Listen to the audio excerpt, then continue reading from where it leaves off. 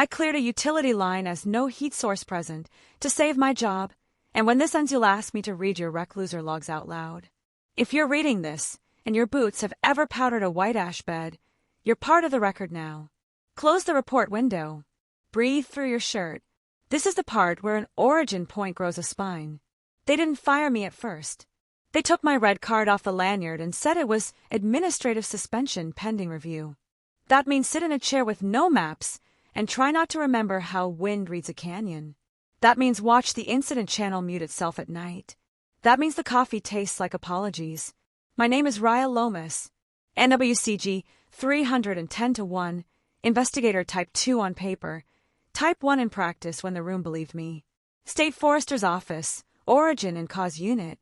I write my reports under NFPA 921 and 1033, and the part of my hand that knows how char behaves when it's lying.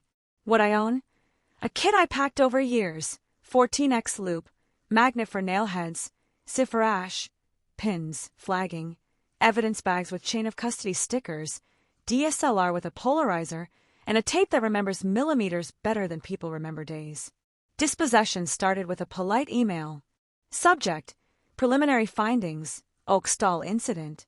The utilities lawyer wrote that my conclusion, power line involvement unlikely, was appreciated and supported by their SCADA records, which they attached like a blessing. My boss forwarded me a smiley face. The file names were clean. The seconds were too round. If you ever looked at a breaker trip with real nerves in it, you know the seconds flee in raggeds, not zeros. Keys, my supervisor said when I came to the office to do my desk duty. She meant keys to the fire cache where we keep the good tape and the camera that can smell heat after the flames go home. Turnover form, I said. She sighed without looking like someone who wanted to still like me in the morning. Don't make it a thing, Raya. Everything in the black is a thing, I said. I left her the cache key and kept the pair of forceps with the bent tip because that's the pair that taught me how grass stems whisper their lean even when men shout. Oakstall had been my scene. It started with a heel where the mineral soil showed itself like a shy truth and an advancing front that chewed fence posts into sentences about wind. Grass stem calcination told a story from west to east. Cupping on logs agreed. V-angle indicators, low to the ground, pointed like a teaching assistant. And at the center of the heel, under a sag where conductor clearance should have measured 18 feet and did not, hung a line with a vibration damper polished bright on one side like it had argued with something hot and air it called home. I wrote, no heat source present, because the utility brought us SCADA exports that said the Wreck Loser never tried to save itself. No trip, no fast open, no slow, no auto reclose. I told my hands to agree with a spreadsheet. My hands did not agree. They suspended my credentials for process noncompliance 2 days after a journalist asked if Oakstall was another power line fire. He used air quotes on the phone. I could hear them. I told him I couldn't talk because I still believed in the ceremony of silence while a file is open. The ceremony did not believe in me. Dispossession is not the loss of a badge. It's the loss of the room where the maps live. No ICS 209 on the wall. No RAWS 23105 wind graph curling into you like a small song. No burned pattern photos printed on cheap paper to argue with on the table until they make sense. I went home to my garage where my truck sleeps under a tarp that smells like cured resin and ash. My kit sat on the bench, waiting for permission I no longer owned. I opened the notebook I don't carry to scenes because notebooks are subpoenas with cardboard covers. The first line said, written months ago like a dare. The line sings even when it's silent. I am not a cop. I am a choreography. Wind, fuel, slope, the ordinary physics you get for free at birth if you're lucky, plus a tolerance for ugly math and heat. But I know SCADA when it's been polished like silverware. So I asked for the raw. I cited Public Records Statute 72 to 151. I requested breaker event files, oscillography, DMP3 communication logs, and crew patrol photos, not the carefully printed ones with timestamps in a font that looks like toothpaste. They sent me a PDF collage with no metadata.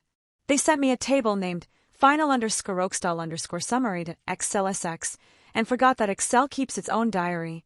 Author name G. Hingle. Creation time too tidy to be true. I call the region investigator, everyone believes, because he has a voice like old boots. Cebrios. Talk to me, he said. I exonerated a line that touched air wrong, I said. I want to unexonerate it without dragging the unit into a grinder. I don't save you from grinders, he said. I sharpen them. Tell me about your grass. Calcine to the base. Stems leaning east.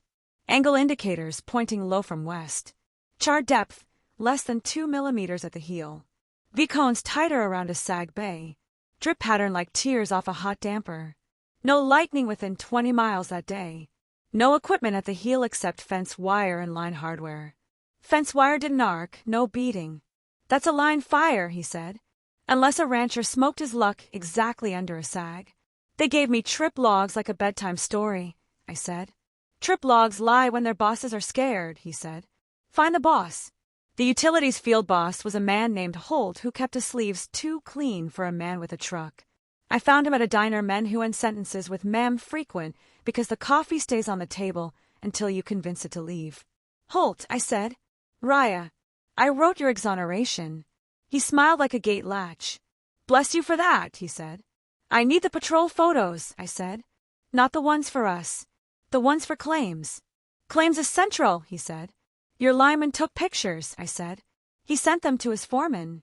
His foreman sent them to you. The ones with the hot shoe marks on the polymer insulator you replaced yesterday. His smile fell like an ember into wet duff. We don't comment on ongoing investigations, he said. You're not commenting, I said. You're handing me a thumb drive, and I'm handing you a receipt that says you complied with a lawful request, and when this is over you're going to sleep. Ma'am, he said. Watch me, I said. He didn't hand me the drive. He left cash on the table like an apology to a waitress who had done nothing wrong, and walked into the lot to talk on his phone with his back very straight. Discovery is a lot of walking while looking down. I went back to Oak Stall because Ash remembers. A "you can't be here" sign watched me not read it. The heel still smelled like an argument.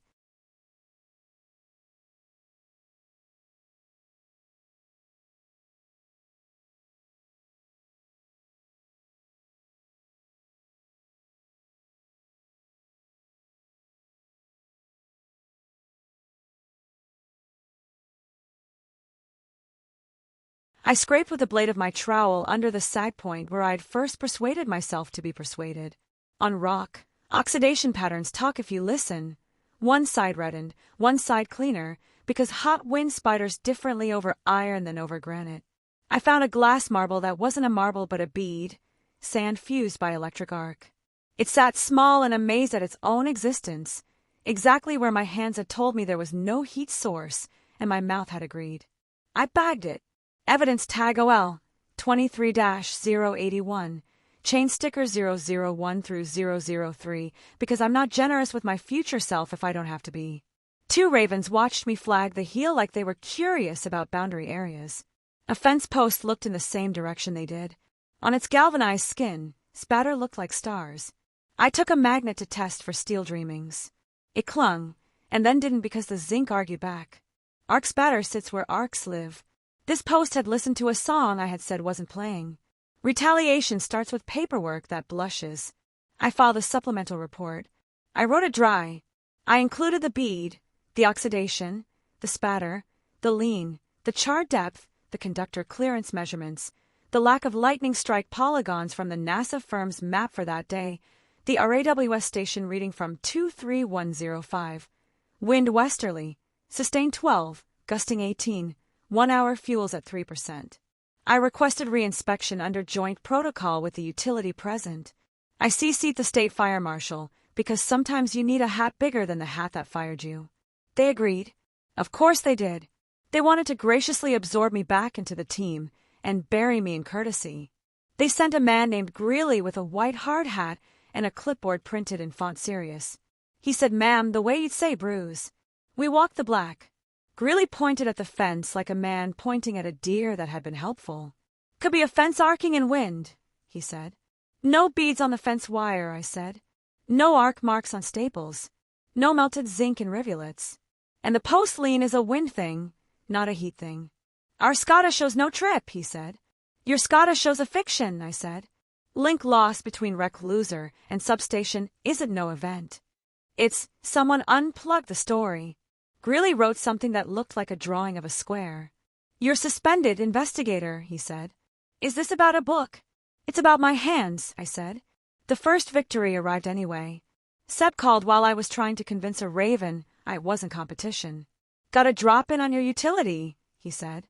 Anonymous. Says check the rec loser firmware version at Oak Stall Circuit against the version in their substation register. Says someone pushed a test file that suspends event logging during maintenance. "Who?" I asked. "No names," he said. "Anonymous is a person until it's a story. I like persons." We went inside anyway. Not into their substation. They'd sooner let me read their therapist's notes. Inside the public docket, the utility had to file a notice when they updated firmware per NERC CIP, even if they wrote it like a milk run. They filed an update 3 months before Oak Stall. The version number was a bouquet of digits.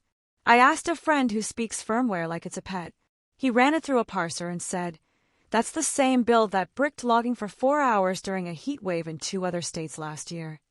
"Prove it," Seb said. "Watch me," I said. I couldn't get their logs, so I got the grid's memory. A community college near the Oak Stall Circuit runs a physics lab with a power quality monitor because a professor likes to teach kids the sound of electricity being rude. He let me see the graphs.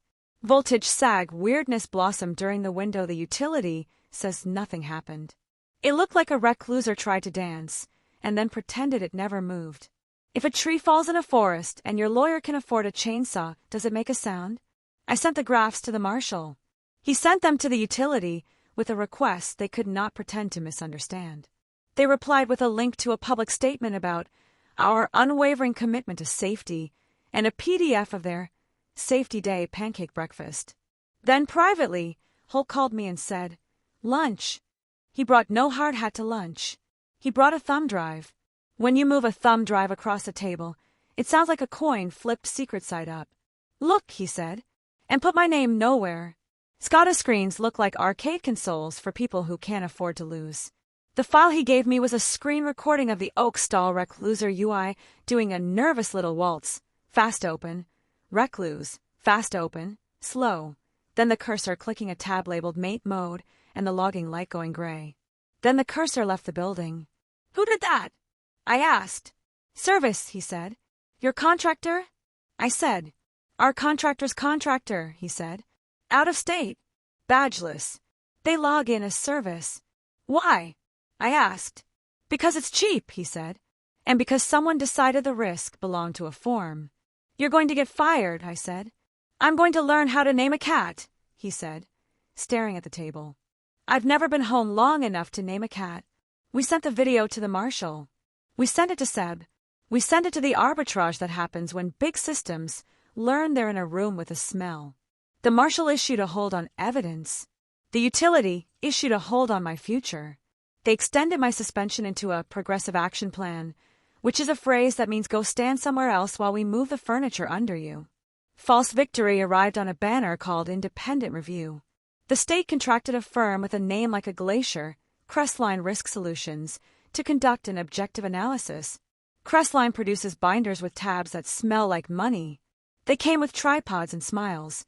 They interviewed me in a room with a pitcher of water that wanted to be watched. They nodded when I described beads and lean and RAWS and firmware and anonymous voices.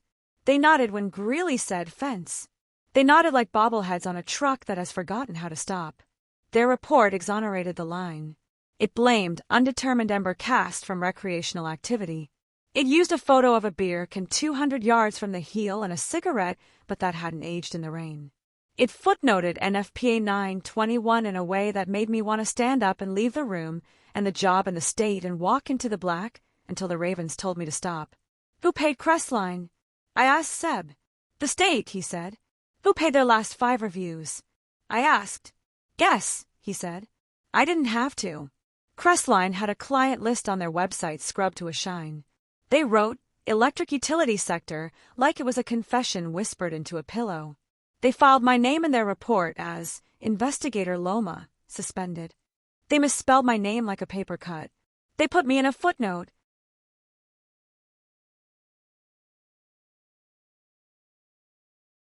They put me in the past tense while I was still in the room.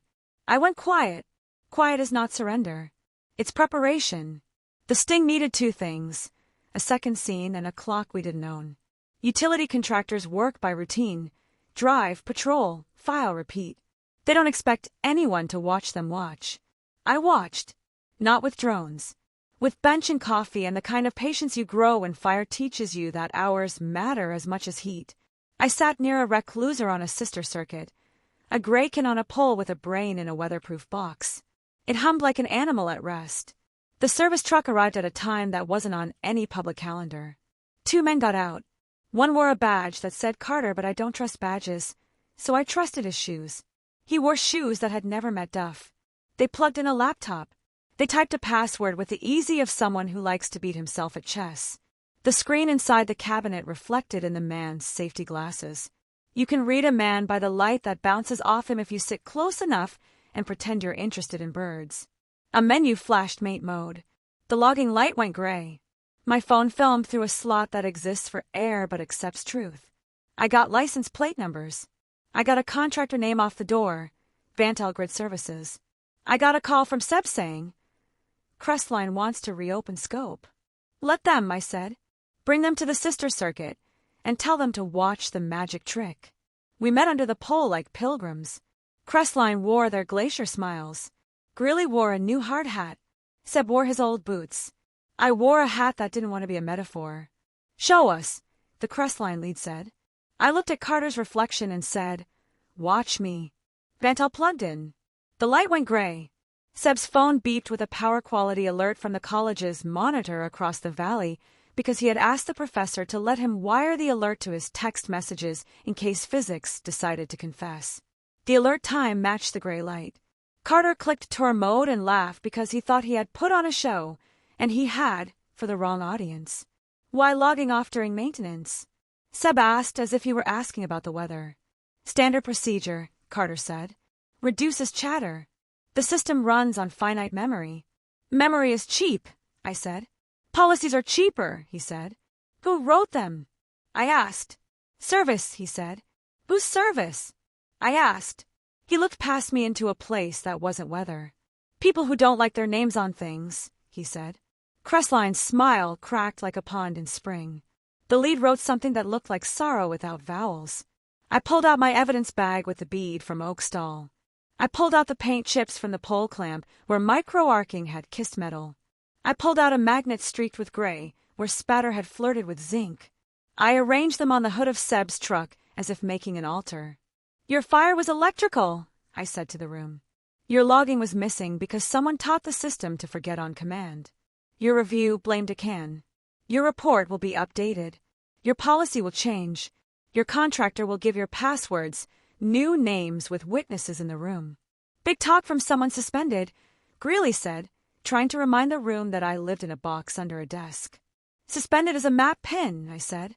Not a prediction. Crestline asked for a recess like we were in a courtroom, and maybe we were. They came back with a thinness to them I recognized.